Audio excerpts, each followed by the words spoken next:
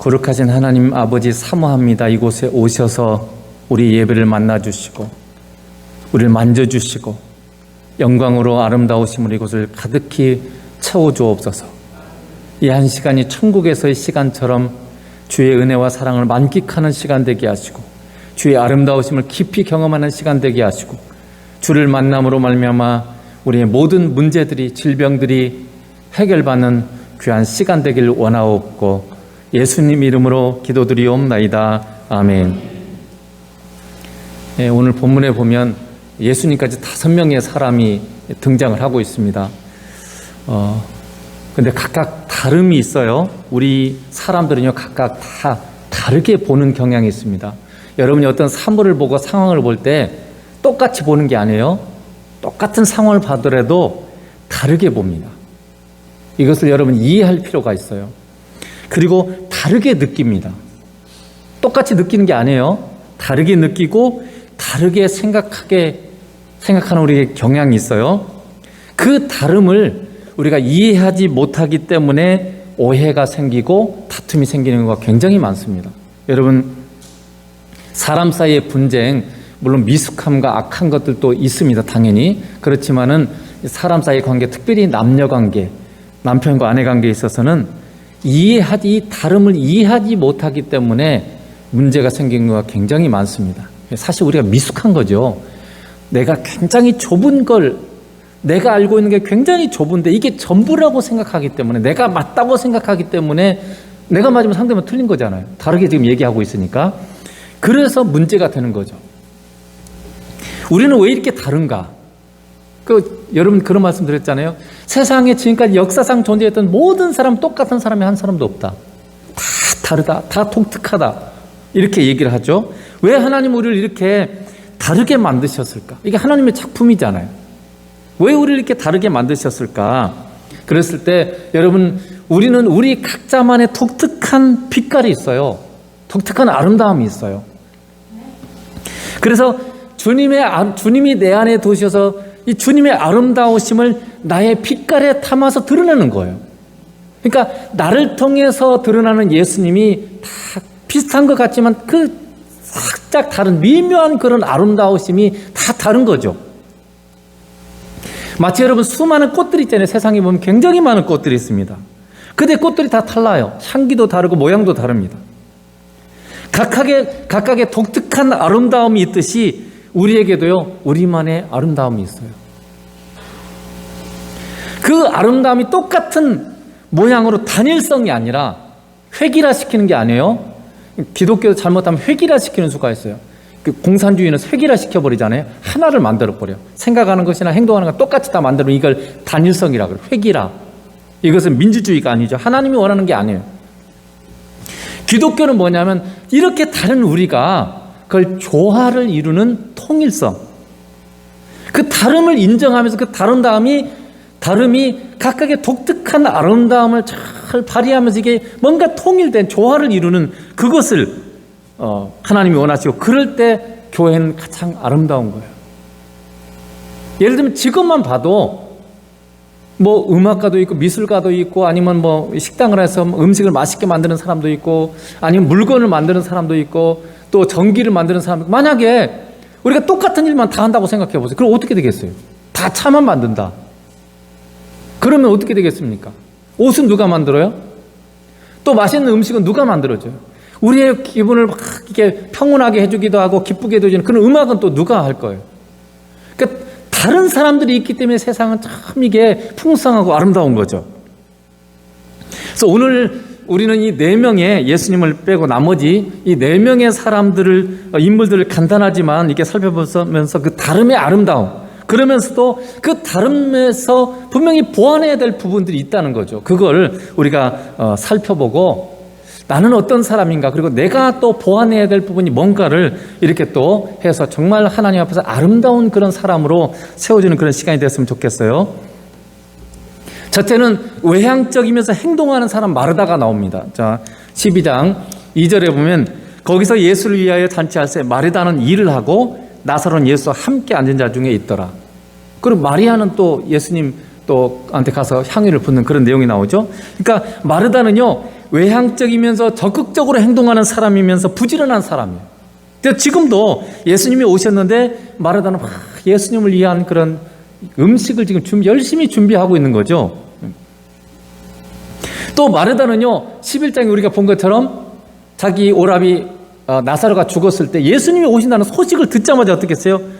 듣자마자 맞이하러 가요. 봐보세요.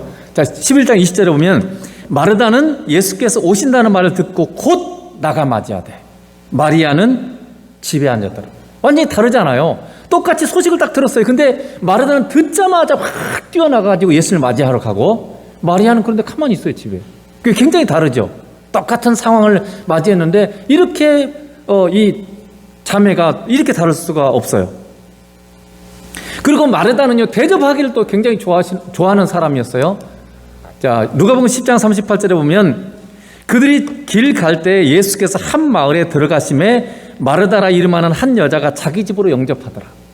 그러니까 마르다는요, 예수님이 이제 좋으신 분이고 또 그러니까 뭐 같이 얘기하고 싶으니까 그냥 예수님을 바로 초대를 해버린 거죠. 뭐 준비된 게 아니에요. 그냥 초대해가지고 막 그때부터 준비하고 막 이렇게 하는 거죠. 그래서 그런데 이 마르다 같은 사람에게 있어서 때로는 너무 많은 일을 하려다가 불평이 생기는 경우도 있어요. 자, 누가복음 10장 40절에 보면 이렇게 되죠. 마르다는 준비하는 일이 많아 마음이 분주한지라. 갑자기 예수님을 초대했어요. 근데 예수님만 온 게 아니잖아요. 예수님의 제자들과 함께 오다 보니까 일이 너무 많아. 근데 예를 들면 12제자만 왔다 그래도 13명분을 갑자기 음식이 준비되지 않은 상태에서 13명분의 음식을 준비하려니 얼마나 바쁩니까? 그러니까 막 반찬을 3가지만 해도 얼마나 바쁘겠어요. 막 밥 해야지 막 이렇게 바쁘니까 막 굉장히 마음이 분주한 거예요.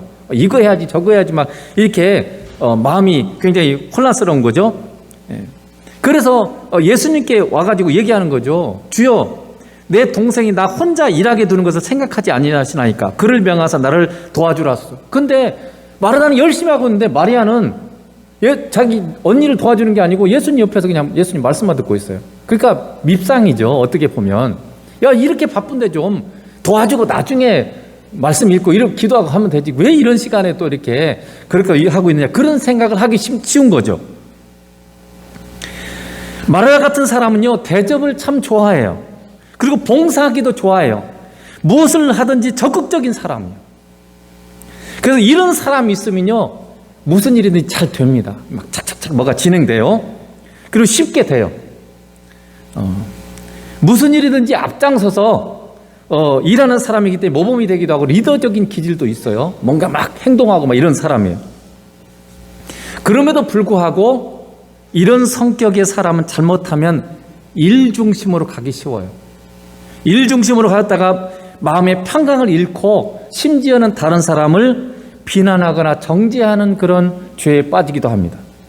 그래서 이런 성향의 사람들에게 있어서 반드시 잊지 말 것이 있어요. 자, 누가복음 10장 41절에 킹제임스 버전이 좀 더 정확하게 해석되어 있어요. 예수께서 그녀에게 응답하여 이르시되 마르다야 마르다야, 네가 많은 일에 관하여 염려하고 근심하나 한 가지가 필요하니라. 마리아는 그 좋은 부분을 택하였으니 그것을 빼앗기지 아니하리라 하시니라. 그러니까 예수님이 뭐라 그러냐면, 우리가 여러 가지 일을 하는 것보다 가장 중요한 한 가지를 택하는 것을 놓치지 말라. 예수님이 이렇게 말씀하는 거죠. 네가 막 여러 가지 일을 하는데 이 한 가지, 정말 중요한 한 가지가 있다. 이걸 너는 절대 놓치면 안 된다. 이렇게 말한 거죠. 그것은 뭐냐면 마리아처럼 예수님 곁에 앉아서 예수님의 음성을 듣는 거다. 하나님의 말씀을 읽고 기도하면서 주님의 음성을 듣는 게 가장 중요하다. 이렇게 말한 거죠. 그래서 누가복음 10장 39절에 이렇게 죠. 그에게 마리아라는 동생이 있어 주의 발치에 앉아서 그의 말씀을 듣더니. 그러니까 마리아는요, 예수님 곁에 딱 붙어가지고 예수님의 말씀을 듣고 있는 거죠. 그래서 지금 예수님께서 마르다에게 얘기하는 거죠. 마르다야 마르다야, 너는 지금 가장 중요한 것을 놓치고 있다. 그것은 뭐냐면 나와 함께하면서 나의 음성을 듣는 거다. 너는 그것을 놓치면 안 돼. 마리아는 지금 그걸 지금 선택하고 있는 거야. 이렇게 지금 말씀하고 있는 거죠. 그래서 만약 예수님과 함께하는 이 사귐의 시간을 갖지 않으면 이 적극적이고 활동적인 이 사람의 인생은요, 지칩니다. 여러분, 뭔가 막 하는데 지쳐요. 생명의 근원 되시고 나에게 뭔가 채워주시는 유일하신 주님을 만나지 않았기 때문에 결국은 다 전부 다 모든 게 다 그냥 다 써버리고 점점점 지치고 그리고 평강이 없는 삶을 살게 돼 있습니다. 이게 적극적이고 활동적인 사람인데 주님을 만나지 못했을 때 문제죠. 그래서 주님과 함께하면서 주님이 이끌으시는 것에 앞장서야 돼요. 그러니까 이 사람의 하나님이 주신 이 기질이죠. 이것을 어떻게 사용해야 되냐면요, 주님과 함께하면서 주님이 이끄는 것에 앞장서야 돼요. 내가 막 앞장서 갖고 하는 게 아니라 주님의 이끄심에 앞장서고 주님께 적극적이고 그리고 주님과 동행하는 것에 모범이 되는 그런 것이 이 사람에게 가장 아름다운 거예요. 주님 놓아버리고 그냥 내가 막 이것저것 열심히 하고 다니고 이렇게 하는 것이, 그렇게 하면 이 사람 망하는 길로 가는 거예요. 자기도 힘들고 주변 사람도 같이 힘들게 만드는 사람이 바로 이런 사람인 거죠. 굉장히 활동적이 뭔가 많은 도움이 되는 것 같지만 결국은 이렇게 무너져 가게 돼 있습니다. 예수님을 사랑하는 일에 앞장서는 사람, 예수님께 적극적인 사람, 예수님을 사랑함의 모범이 되는 사람, 얼마나 멋집니까? 주님을 놓치고 그저 행동이나 일에 열심인 사람은 반드시 자기도 힘들고 다른 사람도 힘들게 하는 사람이 되고 만다는 것을 여러분 잊지 말아야 돼요. 이게 주님께서 우리에게 가르쳐준 중요한 메시지예요. 두 번째는요, 내성적이며 신중한 마리아예요. 11장 20절에 마르다는 예수께서 오신다는 말을 듣고 곧 나가 맞이하되 마리아는 집에 앉았더라. 마리아는 그냥 아주 내성적인 사람이 있죠. 그냥 집에 주로 많이 있고 바깥 활동을 많이 안 하는 사람이에요. 이 내성적인 사람들은요, 막 뭐 나서고 이러기를 싫어하잖아요. 누가 자기를 뭐 시키면 싫어해요. 그러니까 조용히 뭐 하는 이런 사람이죠. 그래서 마리아는요, 적극적인 사람이 아닙니다. 마리아는 내성적인 사람이고 소극적인 사람이고 그러나 신중한 사람이에요. 이런 사람들은요, 사회에서 보면 뛰어나 보이지는 않아요. 드러나 보이지도 않는 사람이고 때로는 이슬람만하게 보일 수도 있습니다. 그러나 이런 사람은요, 주어진 일에 굉장히 충성하는 사람이에요. 그러나 이런 내성적이고 소극적인 마리아가 예수님과 함께 그분의 음성을 듣는 사귐의 삶을 살았던 거죠. 누가복음 아까 10장 39절에 그에게 마리아라는 동생이 있어 주의 발치에 앉아 그의 말씀을 듣더니, 마리아는요 계속 조용히 그러나 주님과 함께 주님의 음성을 듣는 이 삶을, 말씀을 읽고 기도하면서 계속 주님과 함께하는 이 삶을 사는 거죠. 그랬더니 어떻게 변했어요? 자, 12장 오늘 3절에 보면 마리아는 지극히 비싼 향유 곧 순전한 나드 한 근을 가져다가 예수의 발에 붓고 자기 머리털로 그의 발을 닦으니 향유 냄새가 집에 가득하더라. 여기 보면 뭐라고 돼? 지극히 비싼 향유라고 돼 있어요. 이게 인도에서 그 당시에 인도에서 수입하는 전량 수입하는 수입산인데 굉장히 비쌌습니다. 뒤에 가룟 유다의 말을 들었을 때 300데나리온, 그러면 오늘날로 말하면 3천만 원이에요. 굉장히 비싼 향유인데 이걸 예수님께 부은 거죠. 그래서 이 향유 옥합은 과거에는 굉장히 그 금처럼 돈이 되기 때문에, 다이아몬드 이런 것처럼 이렇게 해서 팔아서 쓸 수 있는 거기 때문에 평생에 잘 모아서 어떻게 보면 결혼 자금 뭐 이런 용도로 이 마리아가 준비해 놓은 거죠. 그래서 마리아가 예수님을 깊이 이렇게 예수님과 사귀면서 만나고 나서 어떻게 되냐면요, 자기가 평생에 모은 재산 그리고 자기의 결혼 자금, 정말 중요한 그것을 어떻게 해요? 예수님께 부어드리는 사랑의 헌신을 하는 거죠. 여러분, 제가 믿음 생활을 해보면서 느끼는 게 뭐냐면요, 한 가지 분명한 것은 주님과 진정한 만남을 많이 가지면 가질수록요 더 주님을 사랑하게 돼 있어요. 분명한 사실입니다. 여러분이 주님을 진짜 제대로 만날수록 더 주님을 사랑하게 돼 있어요. 내가 주님을 사랑하지 않는 이유는요, 내가 주님을 만나지 않기 때문에 그래요. 진짜 주님을 제대로 만나지 못했기 때문에 주님을 사랑하지 않는 거죠. 즉 우리가 믿는 예수님은요 너무나 매력적이고 너무나 아름다운 분이세요. 그래서 그분을 진짜 만나게 되면요 그 매력에 사로잡히게 돼 있어요. 그거는 만약에 예수님 우리가 진짜 만났는데 예수님에게 사로잡히지 않는다는 건 제대로 만난 게 아니에요. 예수님을 여러분 제대로 만날수록 예수님의 아름다움에 사로잡히게 됐어요. 이것을 시편 기자는 이렇게 고백을 하고 있죠. 시편 27편 4절에 킹제임스 성경에 이것도 이렇게 되어 있어요. 내가 주께 바라던 한 가지 일 곧 바로 그것을 구하리니 곧 내가 평생토록 주의 집에 거하여 주의 아름다우심을 바라보며 그분의 성전에서 여쭙는 것이라. 이 시편의 기자는 다윗이에요. 다윗인데 이렇게 고백을 한 거죠. 나의 한 가지 소원은 평생의 하나님의 성전에서 주님을 만남으로 그분의 아름다우심을 내가 누리는 것이고 또 그분과 사귐의 대화를 갖는 것입니다.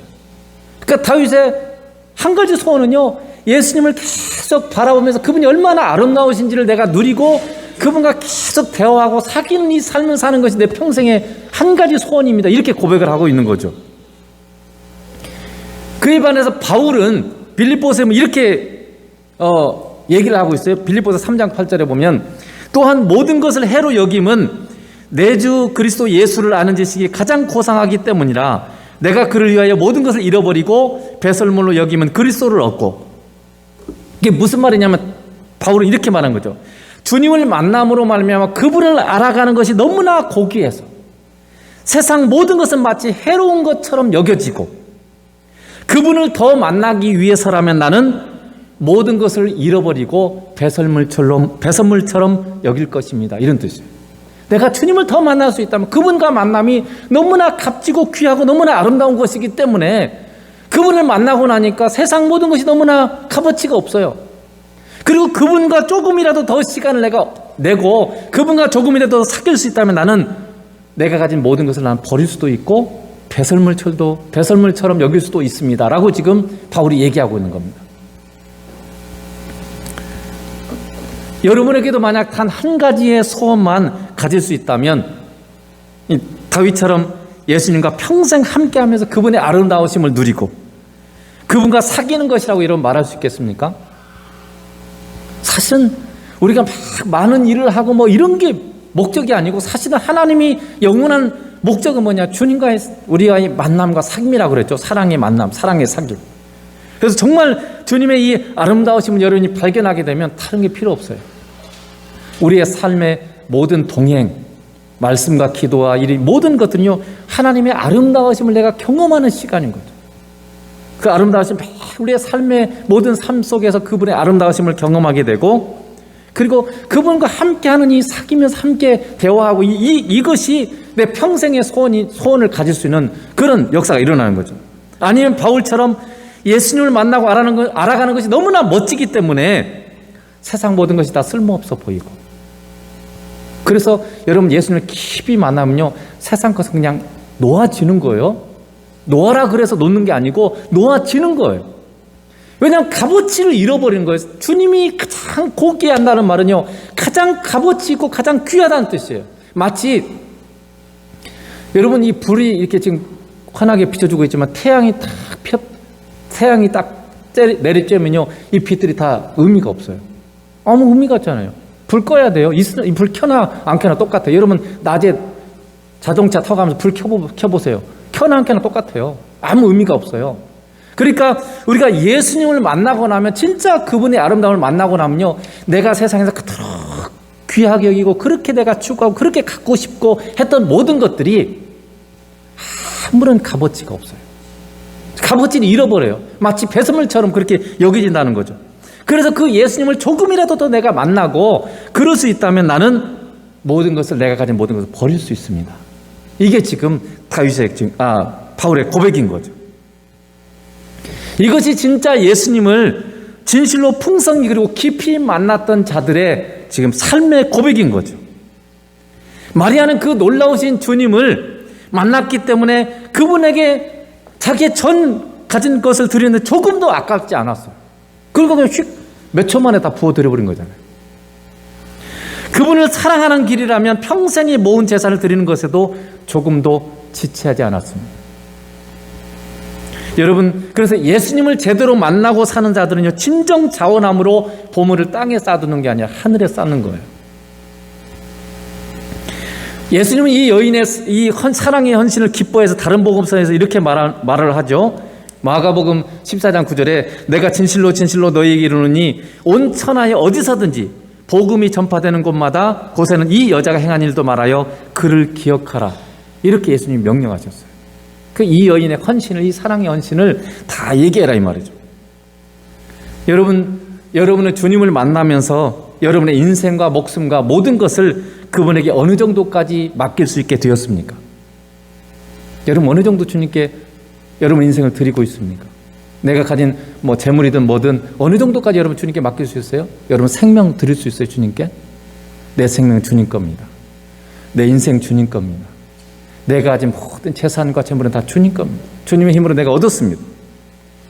여러분 성경의 모든 인물은 결국은 그렇게 가는 거예요. 주님과 깊은 만남을 속에서 사랑은 여러분 남자와 여자가 만나서 사랑하니까 어떻게 해요? 내 인생 걸어버리는 거잖아요. 그게 결혼 아니에요? 당신에게 내 인생을 다 맡깁니다. 당신과 함께 하는데 내 인생을 다 걸겠습니다. 그래서 결혼해서 평생 같이 사는 것, 이게 결혼이에요. 예수님이 우리의 신랑이시고 나는 신부잖아요. 신앙은요, 그냥 내가 내 길 가는데 주님 좀 도와주세요, 이게 아니에요. 나의 전부를 주님과 함께 내 인생 전체를 걸어버리는 게 신앙, 영혼까지 걸어버리는 거예요. 인생 정도가 아니라 내 영혼까지 이걸 주님께 내가 드려버리고 주님과 함께 하는 것을 살기로 선택하는 거고요. 그게 지금 신앙인 거죠. 그래서 아브라함도요, 하나님 만나면서 어떻게 했어요? 깊이 성장하니까 나중에 어떻게 100세 얻은 아들, 하나밖에 없는 아들 이삭. 이스마엘도 이미 쫓아내버려서 하나밖에 없어요. 눈에 넣어도 아깝지 않아요. 근데 이 이삭을 어떻게 해요? 하나님이 나한테 바치라 그러잖아요. 근데 어떻게 해요? 기꺼이 바칩니다. 근데 하나님이 시험한 거죠. 사실 이게 바치라, 이삭을 죽이려고 그런 게 아니라 아브라함이 진짜 하나님을 사랑하는지, 정말 하나님을 제대로 믿고 있는지를 시험하기 위해서 그걸 하신 것이죠. 야곱도 결국 나중에 바치마에 가서 어떻게 합니까? 마지막 남은 사랑하는 라헬의 아들 베냐민 하나밖에 없는데 그 베냐민 하나님의 손에 의탁하잖아요. 이 사랑의 헌신이 주님과 만남으로 성숙된 성도의 열매예요. 여러분이 정말 주님을 깊이 만나면 여러분이 어떤 성향과 어떤 기질의 사람이든지 간에 내가 주님께 나의 모든 것을 기꺼이 드릴 수 있는 그런 사람으로 내가 성장하고 그게 삶의 열매로 맺혀지는 거예요. 이게 지금 주님과 동행 잘 사귀고 사는 사람의 모습이라는 거죠. 세 번째는 그 논리적인 사람 가룟 유다입니다. 자, 12장 5절에 보면 가룟 유다가 이렇게 얘기하죠. 이 향유를 어찌하여 300데나리온에 팔아 가난한 자들에게 주지 아니하였느냐. 얼마나 논리적인 얘기입니까? 지금 예수님의 머리에 부어가지고 3천만 원을 5천만 원에 다 없애버렸어요. 허비 아닙니까? 아무리 주님께 드리는 거라도. 그렇잖아요. 그 3천만 원이면 어려운 사람들 100만 원씩만 주어도 몇 명을 도와줄 수 있는 거예요? 330명을 도와줄 수 있는 거예요. 10만 원씩 주면은 300명을 도울 수 있고, 지금 여러분 우리가 그 월드비전 같은 데 보면 그 어려운 나라는 3만 원이면 한 가족이 한 달을 살아요. 그렇게 생각하면 한 가족 한 달을 살 수 있는 어려운 가족을 보면 이게 3만 원씩이면 1000명의 가족을 먹여 살 수 있는 엄청난 돈이에요. 그러니 가룟 유다가 야, 그 돈이면 아무리 주님에도 그렇지 그 10초만에 5초만에 그거 다 써버리면 되냐, 그거 가지고 가난한 사람 도우면 얼마나 이게 맞겠냐, 이렇게 얘기하는 거죠. 이게 바로 논리적인 사람들의 모습입니다. 대부분의 남자들이 논리형이에요. 그래서 제가 말씀드린 것처럼 남자는 70%가 10명 중에 7명이 논리적인 사람이에요. 그리고 3명은 감성적인 사람. 여성들은 100명 중에 7명이 감성적인 사람이고 3명이 논리적인 사람이에요. 그래서 다 똑같은 거 아니에요? 그래서 주로 이제 남성들이 논리적이기 때문에 남성성이라 그러고, 이 감성형 여성들이 주로 많이 갖고 있기 때문에 여성성이라고 이렇게 얘기를 하죠.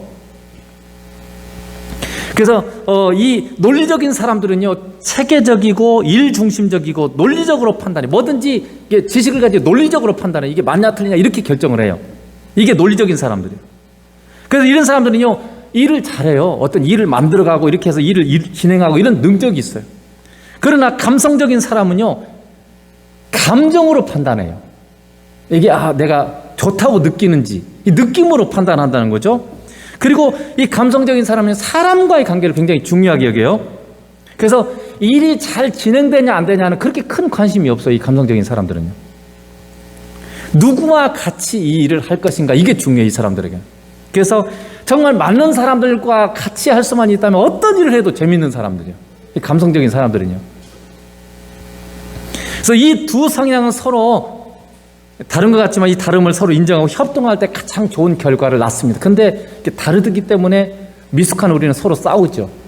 다르게 느끼니까, 다르게 생각하니까, 다르게 판단하니까 싸우게 되는 거죠.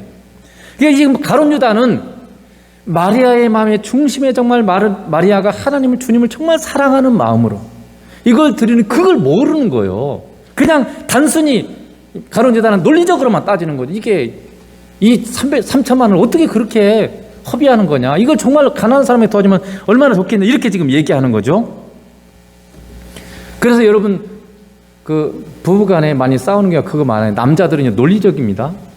그냥 지식적으로 판단하는 거지. 이게 맞냐 틀리냐 이렇게만 그냥 생각하고, 말이 그렇게 가고 그렇게 할 수밖에 없도록 지음받았어요. 그래서 노력을 굉장히 많이 해야, 주님 안에서, 은혜 안에서 많이 성장해야 되는데 어쨌든 그렇게 하게 돼 있어요. 그러니까 남녀가 여성과 다르기 때문에 많이 부딪혀요. 이게, 그걸 서로 이해할 필요가 있어요. 그러나 예수님께서는 이 마리아가 주님께 부어드린 것은 주님의 죽음을 위해서 성령님의 인도하심 가운데 이게 지금 된 것이라고 말씀하는 거죠. 12장 7절에 그때 예수께서 이르시되 이 여자를 가만두어라. 나를 장사 지낼 나를 대위하여 그녀가 이것을 간직하였느냐. 그러니까 사실은 마리아가 주님의 죽으심을 대비해서 미리 알고 준비한 게 아니에요. 사실은 어떤 용도로 하여튼 준비해 놨는데 그게 지금 주님의 장사를 위해서 지금 간직한 것이 된 거예요. 주님 안에서 보면 그렇게 지금 인도한 거죠. 그래서 여러분, 이 논리적인 사람들이 정말 기억해야 될, 굉장히 꼭 기억해야 될 게 하나 있어요. 이걸 참 주의해야 돼요. 자, 12장 6절에 보니까 예수님이 이렇게 이 성경에 이렇게 되어 있죠. 이렇게 말하면, 그러니까 가룟 유다가 지금 왜 가난한 사람들 돈을 안 썼냐 이렇게 말할 때, 이렇게 말하면 가난한 자들 생각함이 아니요 그는 도둑이라 돈깨를 맞고 거기 넣는 것을 훔쳐가미러라. 그게 무슨 말이에요? 지금 가룟 유다가 그렇게 말한 마음의 동기, 마음의 중심이 어떤 자세를 가지고 있었는가를 지금 말하고 있는 거예요. 그러니까 가룟 유다는 실제로 진짜로 가난한 자들을 사랑해서 그들께 말한 게 아니라 자기의 욕심을 채우기 위해서 그렇게 말했다는 거죠. 여러분, 하나님은 언제나 마음의 중심을 보시죠. 그러므로 여러분, 우리가 정말 잘 점검해야 될 것 중에 하나가 뭐냐면요, 우리가 말을 하고 행동을 할 때 그 말과 행동을 하는 동기, 마음의 중심, 태도가 뭐냐, 이걸 여러분 잘 점검해야 돼요. 그러니까 옳은 말을 하는 것이 중요한 게 아니라 그 옳은 말을 하는 그 말에 담겨진 그 사람 마음 안에 있는 태도, 자세, 이게 뭐냐는 거죠. 동기와, 그러니까 어떤 말이나 행동이든지 간에 그걸 하게 되는 동기와 목표가 주님에 대한 사랑이어야 돼요. 그리고 사람을 사랑하는 것이어야 돼요. 이게 하나님께서 기뻐하는 거예요. 하나님은 그것이 담겨 있어야 이 말을 받으시고 행동을 받으시지, 겉으로 보기에 맞는 말, 겉으로 보기에 맞는 행동을 하나님 받으시는 게 아니에요. 하나님 뭐라고요? 너희 마음의 중심을 보신다. 내 마음의 중심에 내가 이 말을 하는데 맞는 말을 하는 이게 옳으냐 틀리냐 이걸 하나님 보는 게 아니고, 이 말을 하는 그 사람의 마음의 중심에 정말 주님을 사랑하는 마음, 그리고 사람을 사랑하는 마음으로 이걸 하고 있느냐, 이걸 본다는 거예요. 하나님이 사랑이시잖아요. 그러니까 내 안에 계신 성령님이, 어쨌든 주님이 성령님을 통해서 나를 인도하실 때 언제나 하나님은 사랑하는 길, 그리고 사람을 사랑하는 길로 인도하셔요. 그러니까 만약에 내가 사랑이 없이 그 말했다면 내가 얘기하는 거예요. 성령님의 인도를 받은 게 아니고 주님을 따라한 게 아니고 그냥 내가 말해버린 거죠. 주님을 따라가는 사람은요, 당연히 사람을 사랑하고 용서하고 섬기는 삶의 열매를 맺게 되어 있는 거죠. 그래서 우리는 이 질문을 항상 우리 자신에게 던져야 돼요. 특히 논리적인 사람은요, 나는 옳은가? 이것보다 나는 상대를 진심으로 이해하고 상대를 사랑함으로 이 말을 하고 있고 이 행동을 하고 있는가, 이걸 여러분이 점검해야 돼요. 그러니까 논리적인 사람뿐만 아니라 감성적인 사람은 똑같아요. 내 마음의 중심에 내가 어떤 말을 하고 어떤 행동을 할 때 나는 진실로 상대를 잘 이해하고 그리고 상대를 사랑함으로 이 행동과 이 말을 하고 있는지를 여러분이 점검해야 돼요. 하나님이 기뻐하는 것은 옳음이 아니에요. 단순한 옳음이 아니라 사랑이라는 것을 여러분 잊어버리면 안 됩니다. 고린도후서 3장 6절을 봐보세요. 그가 또한 우리를 새 언약 일꾼 되기에 만족하게 하셨으니 율법 조문으로 하지 아니하고 오직 영으로 함이니 율법 조문은 죽이는 것이요 영은 살리는 것이나. 율법 조문이 뭐라고요? 법이에요. 법. 율법이 왜 옳은 것입니다. 옳은 것을 기록한 게 법이 뭐예요? 법대로 안 하면 처벌받아야죠. 법은 옳은 것이에요. 근데 뭐라고요? 율법은 법이 죽이는 거라는 거예요. 여러분, 사람을 제일 힘든 게 맞는 게 옳은 거잖아요. 옳은 거 갖고 얘기하니까 꼼짝 못하죠. 옳은 말 하니까 힘든 거예요. 몰라서 그걸 못 따라가는 게 아니고 대부분 우리 능력이 없어요.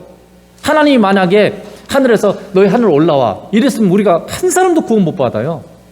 그런데 그분이 친히 이 땅에 오셔서 우리 같은 모습이 되셔서 우리를 위해서 십자가에 죽으시고 우리를 용서하시고 용납하시고 사랑해 주셨기 때문에 우리가 구원받은 거잖아요. 이게 하나님의 마음이고 정서예요. 그런데 우리는 옳은 얘기만 하고 이렇게 돼야 돼, 이렇게 해, 이렇게만 하고 있는 거죠. 그래서 율법, 옳다는 이 옳음이라는 율법은 사람을 죽이는 거지만요, 성령님은요 사람을 살리는 일을 하십니다. 성령의 인도함을 받는 사람은요 사람을 살리고 잘되게 하는 그 일을 하게 돼 있다는 거죠. 고린도전서 8장 1절에도 그렇게 돼 있죠. 우상의 제물에 대하여 우리는 다 지식이 있는 줄을 아나 지식은 교만하게 하며 사랑은 덕을 세우나니. 뭔가 우리가 알고 있다는 거 참 옳다 그러다 뭔가 많은 지식과 이게 있잖아요. 그게 뭐예요? 우리를 교만하게 만들어요. 많이 알수록 교만하기 쉬워요. 박사학위 많이 가질수록 교만하기 쉽습니다. 똑똑한 사람일수록 교만하기 쉬워요. 뭔가 잘하는 사람은 항상 교만하기 쉬워요. 여러분이 음식 잘하면 음식에는 우리가 교만하잖아요. 운동 잘하면 운동에 우리가 교만해요. 컴퓨터 잘하면 컴퓨터에 우리가 교만하고 운전 잘하면 운전에 교만해요. 우리는 뭔가 많이 알고 잘하면 교만하게 돼 있어요. 근데 사랑은 뭐라고요? 사랑은 덕을 세우는 거예요. 사랑은 사람을 잘 세우고 잘되게 하는 거예요. 상대를 잘되게 하는 거예요. 내가 가진 지식으로 저 사람을 짓밟고 누르고 비난하고 이런 게 아니라 사랑은 뭐라고요? 그 사람을 잘 되도록 도와주는, 이게 지금 사랑이라는 거죠. 그러므로 우리의 모든 언어와 행동은 성령님을 따라서 사랑이 동기가 되고 사랑이 목표가 돼야 돼요. 사랑으로. 서로 누가 옳으냐로 다투지 말고 서로 이해하고 사랑하는 것이 가장 복된 것입니다. 주님을 따라 서로 상대의 마음을 이해하고 사랑하려고 하는 삶이 바로 예수님과 동행하는 삶이에요. 저도 가만히 제가 집사람과 이렇게 한 번씩 논쟁하고 이렇게 할 때 보면 항상 의견 충돌해요. 맞는 얘기 어떤 거 가지고 누가 맞냐 이거 갖고 항상 싸워요. 그런데 만약에 우리가 서로 상대를 이해하려고 하고 배려하려고 하고 사랑하려고 그러면 싸울 게 있겠어요? 마음의 중심의 태도가 주님과 함께하면 그렇게 된다는 거죠. 마지막으로 이제 고난을 통해서 변화된 나사로죠. 자, 12장 11절에 보면 나사로 때문에 많은 유대인이 가서 예수를 믿음이러라. 나사로는 사실 성경에 이 마르다와 마리아의 오빠 나사로는 많이 나와 있질 않습니다. 여기밖에 나온 것이 없어요. 11장하고 12장하고. 그래서 특별히 드러나는 어떤 성격이 되는 건 없어요. 그럼에도 불구하고 우리가 나사로를 통해서 배울 게 있습니다. 11장에서 우리가 본 것처럼 나사로는 어느 날 갑자기 병에 걸렸어요. 갑자기 병에 걸려서 급격하게 죽었습니다. 며칠 만에 죽어버렸어요. 그리고 예수님이 죽은 다음에 4일이나 지나서 이미 썩는 육체가 썩어가는 그런 냄새가 나는데 예수님 오셔서 나사로를 살렸죠.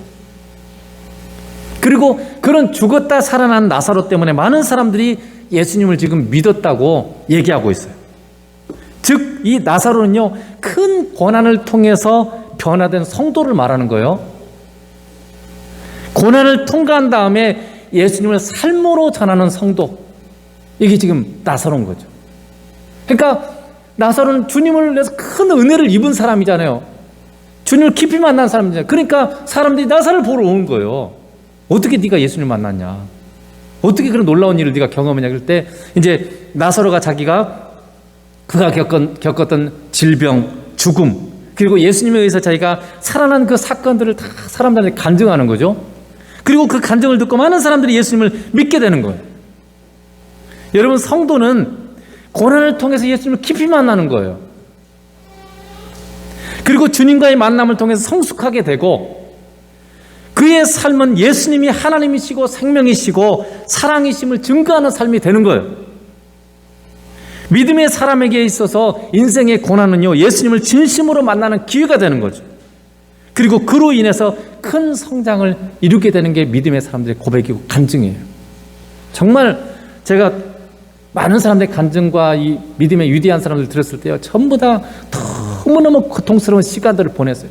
정말 인생에서 정말 많은 깊은 고난의 시간을 가진 사람일수록 더 위대하고 정말 주님을 깊이 만나고 복되게 세워져요. 여러분, 죽음 앞에서는 우리가 가진 어떤 능력도, 우리가 가진 어떤 재산도 세상 모든 것도 도움이 되질 않습니다. 여러분, 정말 절대적인 죽음 앞에 도달하면요, 여러분이 가진 모든 것들이요, 아무리 많은 지식, 아무리 많은 권세, 아무리 많은 돈, 다 소용없어요. 여러분이 아무리 많은 사람 알고 있어도 다 소용없어요. 그것들은 다 능력이 없습니다. 오직 주님만이 부활이시고 오직 주님만이 생명이십니다. 그것을 깊이 통감하는 시간이 뭐냐면 이 고난의 시간이에요. 고난은 내가 해결할 수 없는 일이잖아요.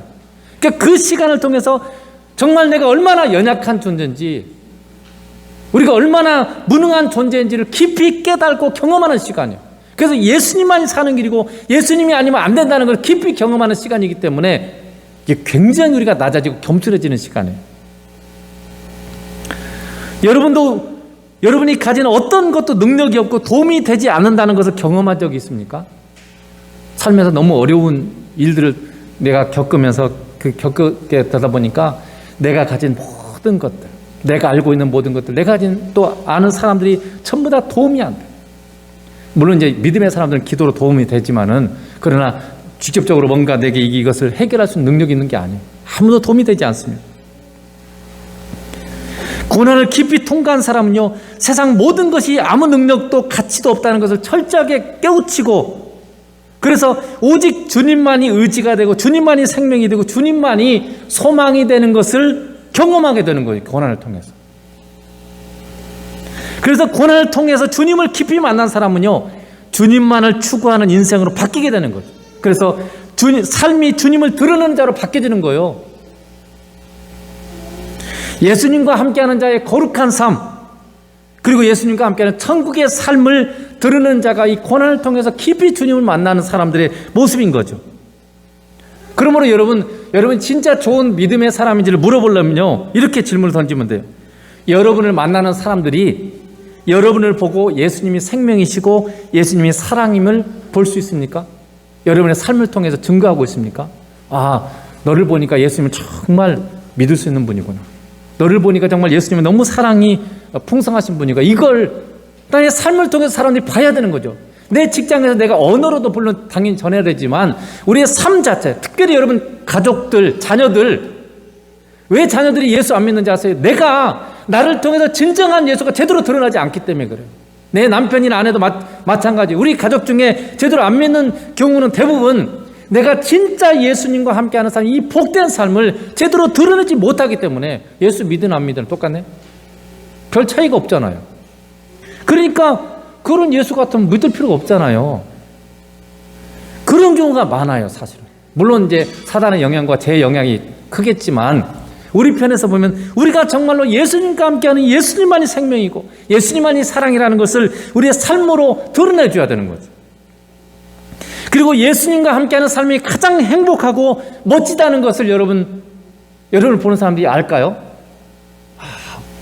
여러분의 자녀가 우리 아빠 엄마가 예수님 믿더니 너무 행복하는구나. 아빠 엄마가 너무 서로 사랑하고 너무 행복해져. 예수님 믿으면서 점점점 그렇게 가는 거예요. 그걸 볼 수 있어야 되는 거죠. 내 남편이, 내 아내가 예수 믿더니 저렇게 멋지고 저렇게 많이 이해를 하고 사랑하고 용납하고 정말 얼굴이 빛나고 행복하고 이게 만족하고 이게 보여져야 되는 거죠. 예수님 그런 분 아닙니까?